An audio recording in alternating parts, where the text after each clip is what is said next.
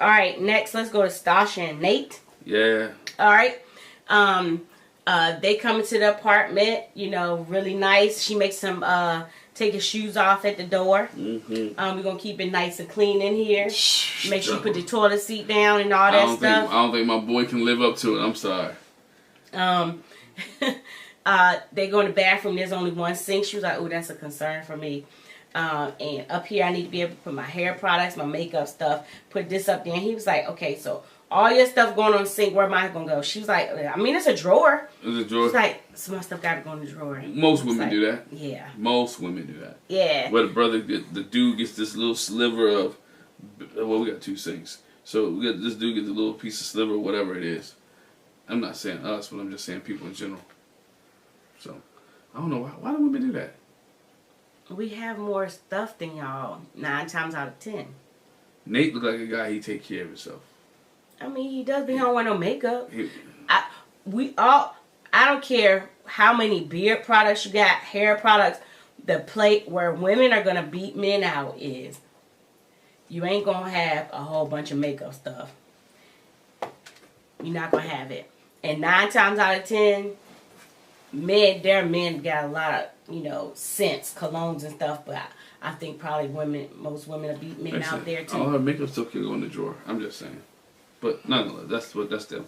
I don't know. But you know, they're in the bed chit-chatting or whatever, you know, again, about cleanliness, and he was like, "I'm gonna be real with you. Sometimes I be so tired when I come home from the gym, I don't necessarily take my clothes off right away. I don't."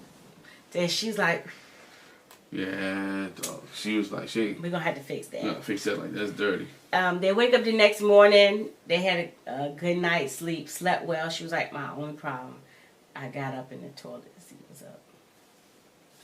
And did she say it was pee in the toilet? I don't know if she said pee was in the toilet. I sound something like that. Y'all let us know. She did say something like that, but he put the toilet seat. If you don't never lift the toilet seat up, do you won't have a problem? But the problem with that is... He's just going to make sure you wipe it off. Yeah, that's the problem. They don't be wiping it off. Just dripping pee all over the seat. Well, Nate said he was doing better. Yeah.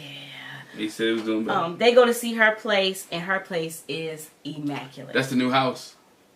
It's immaculate. That's the new house Nate wanted to go into. And it's...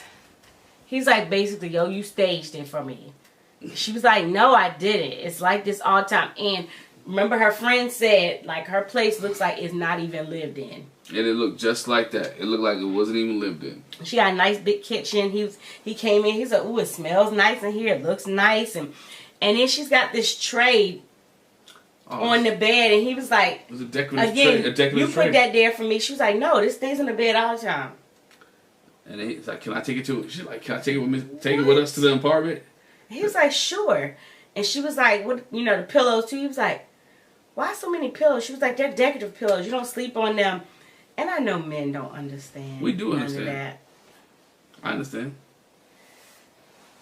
I do. My mother, trust me, with the way I grew up, the way I live, and who my mother is. No, you're familiar with it. You don't understand it. I understand. Oh, I'm familiar with it. I'm familiar, but it still don't make no sense why y'all need all them.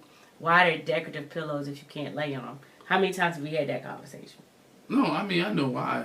It's just sometimes I don't like moving them. It's just a place, I'm just so tired. I'm going to lay on the pillow. It just is what it is. Not that I don't understand. I completely understand who I grew up with. I understand. But there's sometimes I'm just tired that pillow goes in the back. And the other one comes to the front. So that's what it is. That's me. Our bathroom was very clean. They talk about the toilet seat thing, put the toilet seat down. And he says, I could tell that she cares a lot about presentation based on the way the house looks. And then they have a whole conversation about her buying a $700 espresso machine. They're doing the math in the kitchen. Yeah, because he was like, we got to make it make sense. So you want to spend $700 on the espresso machine and then... But so you get coffee every day. How much that cost you? About $6. So multiply 6 by this and da-da-da. And in the end, so you spend $2,400 a year on coffee. Mm-hmm. And he was like, well, you saved this. She's like, well, at least we save $1,000. And she was like, yay, okay, you built the case for me to get my espresso machine. But I guess his thing is like, but why is it $700? Yeah. I agree. I don't drink that much. I don't drink coffee at all.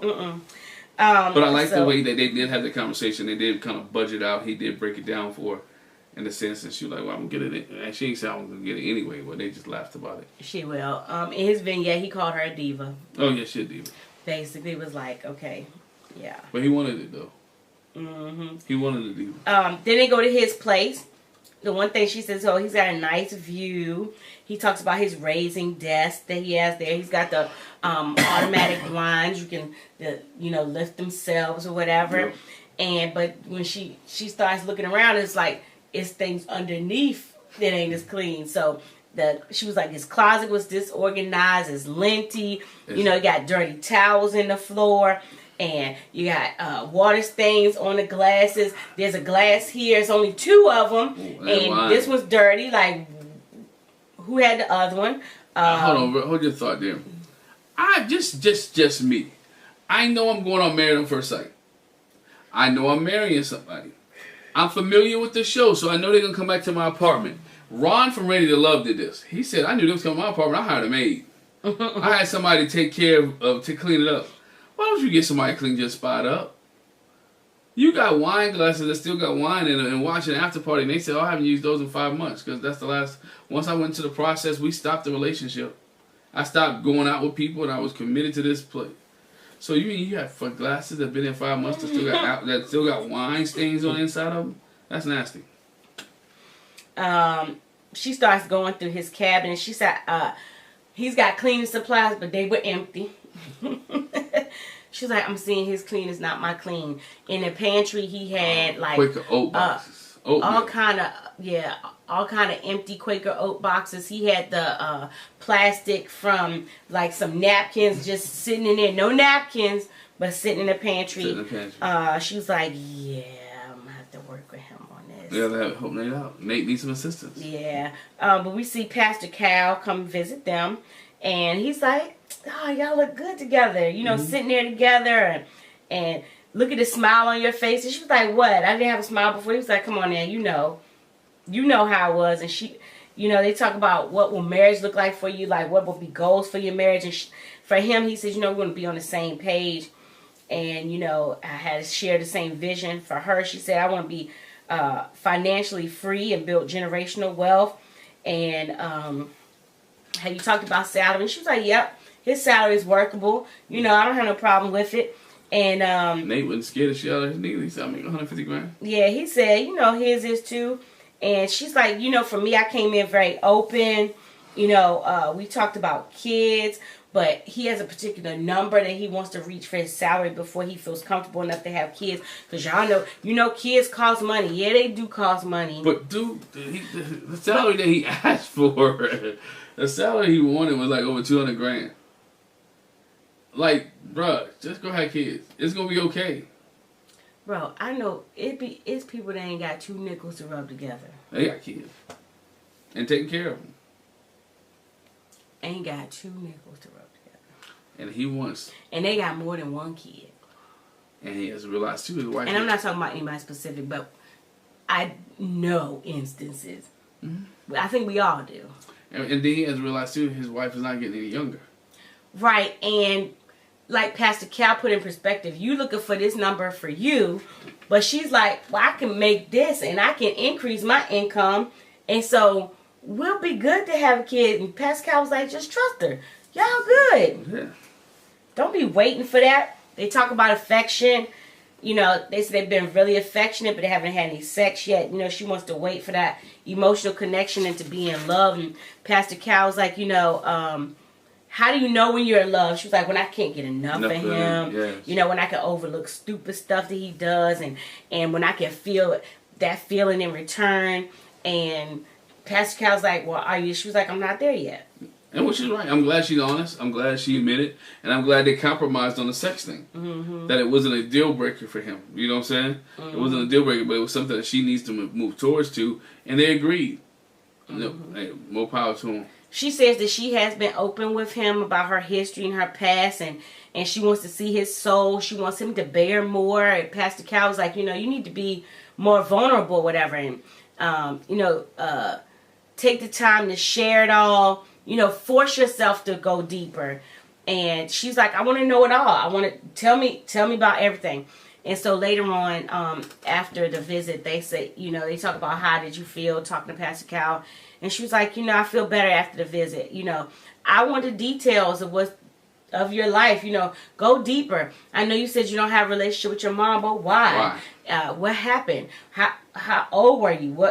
And he was just like, I don't have no emotional connection to that woman. That's my biological mother. Yeah, you can see it. It's deep. He may not have a connection, but he still have feelings, and he still have issues. He still have unresolved issues and unresolved problems that he needs to work out. And he doesn't want to do it at all. Because she shares, you know, me and him are in similar situations. You know, I got my biological father, his biological mom, but she was like, I still have emotion there because I'm like, I wish it wasn't the way it was and how it went down. And I think he's so, whatever it was that actually happened, the turning point is so traumatic that, like, he shut those feelings off. I think me and you had a conversation. I think he has turned them off, so he doesn't have any feelings. I think he has a brick wall up when it comes to her that he doesn't even think twice, right? It's just like, okay, boom, she ain't been here, let's move on. I mean, so I think he does have that wall up. And that wall will continue to stay up unless Pastor Cal and her are able to break it down. Until he wants it to come down. Yeah, but she was like, she questions if he even knows how to be vulnerable. And he might not, because maybe that's the problem. You know, he was vulnerable with his mom, you know. This is my mom, she's supposed to love me, and she didn't. Yeah. And so. She abandoned me. Yeah. That's abandonment issues.